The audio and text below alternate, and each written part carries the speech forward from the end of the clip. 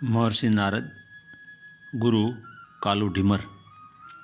महर्षि नारद का जन्म 5300 वर्ष पूर्व भगवान कृष्ण के भी समय के भी पहले हुआ था। उसे ब्रह्मा जी के मानस पुत्र कहते हैं। उनके पिता का नाम का शास्त्रों में उल्लेख नहीं है। माता का नाम शूद्रा दासी था। नारद जी की आयु जब 5 साल की थी तब उनकी माता और वंश साधुओं की सेवा करते थे। साधुओं का जूठा भोजन ग्रहण करते थे। 5 साल की आयु में सर्पदंश होने की वजह से उनकी माता की मृत्यु हो गई। पिता उनके पहले मृत्यु लोक से चल बसे थे।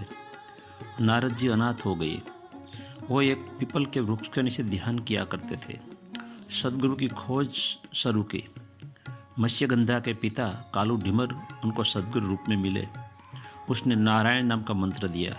नारद जी सतत नारायण नारायण मंत्र का जाप करते रहते थे और वीणा बजाते रहते थे। वो जागृत होने के बाद ध्रुव, वाल्मीकि, वेदव्यास, बृहस्पति, राजा अम्बरीश जैसे उनके महान शिष्य हुए। देव और दानव दोनों उनसे मार्गदर्शन लेते थे। महर्षि नारद ने भक्ति सूत्र लिखे। ओशो ने उनके भक्ति सूत्र पर 20 प्रवचन दिए हैं। नारद को खटपट करने वाले, झगड़ा कराने वाले फिल्मों में दर्शाया गया है। वह बिल्कुल गलत प्रचार है। वास्तव में नारद जी महान भक्त थे और उनके शिष्य भी महान हुए। महाभारत के लेखक वेदव्यास जी ने महर्षि नारद को जो उपमा दी है वह अद्भुत है। व्यास जी कहते हैं, देवर्षि नारद समस्त वेदों के जानकार थे। पुराणों, धर्मतत्व, व्याकरण, संगीत के मर्मज्ञ थे।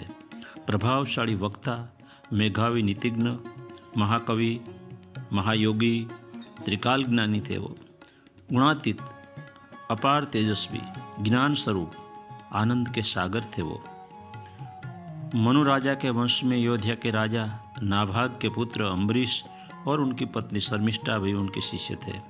भक्त अम्बरीश मीराबाई की तरह पैर में घुंघरू बांधकर हाथ में वीणा लेकर नृत्य करते थे।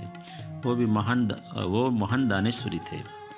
भगवान के अवतार लीला के लिए भूमि तैयार करने वाले, विनोद वृत्ति वाले महर्षि नारद की अमृतवाणी अब सुनाता हूँ। 1. अब भक्ति की व्याख्या। वो ईश्वर के प्रति परम प्रेम रूप है। वो अनाम है, वो अरूप है, वो निराकार है और अमृत तुल्य है।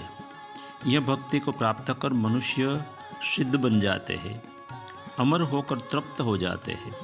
वो किसी चीज़ की अपेक्षा नहीं करते। कारण जिसने भक्ति को जान लिया उसके लिए वस्तुएं व्यर्थ हो जाती है।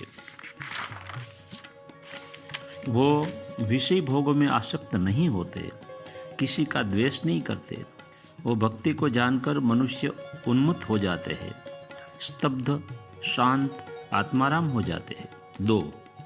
अपने तमाम कर्म ईश्वर को अर्पण करना और ईश्वर का विस्मरण होते ही वो व्याकुल हो जाना ही भक्ति है। 3. आचार्यगण वो भक्ति के गीत गाते हैं। वो भक्ति विषय त्याग और संत के संग से संपन्न होती है। अखंड स्मरण से भक्ति संपन्न होती है। भगवत गुणों का श्रवण और कीर्तन से भक्ति संपन्न होती है। भक्ति महापुरुषों की कृपा से और भगवत कृपा के लेशमात्र स्पर्श से होती है। उसकी कृपा से महापुरुषों का संग मिलता है। सत्संग और साधना कीजिए और सद्गुरु की खोज कीजिए। 4. उसके प्रेम स्वरूप का वर्णन हो नहीं सकता। वो गूंगे खाए मिठाई के स्वाद के समान है। गूंगे का गुड़ है।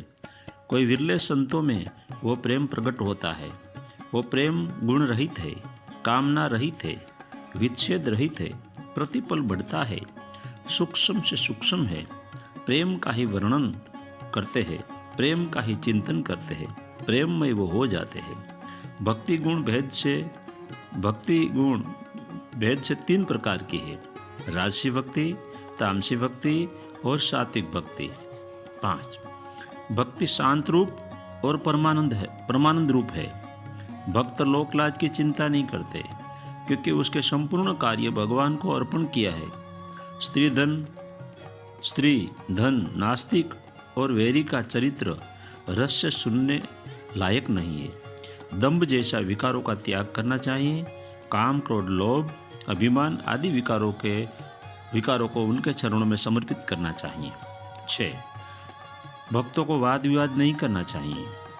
प्रेम भक्ति की प्राप्ति के लिए भक्ति के शास्त्र का मनन करना चाहिए और ऐसा कर्म करना चाहिए जिससे भक्ति में वृद्धि हो। सुख दुख इच्छा लाभ सर्व का त्याग हो जाएगा, ऐसी राह मत देखिए। आधी क्षण का समय मत गुमाइए। 7. स्वामी सेवक ऐसा भेद को दूर कर। स्वामी सेवक ऐसा भेद को दूर कर नित्य दास भक्ति से और नित्य कांता भक्ति से प्रेम करना चाहिए। मात्र प्रेम ही करना चाहिए। एकांत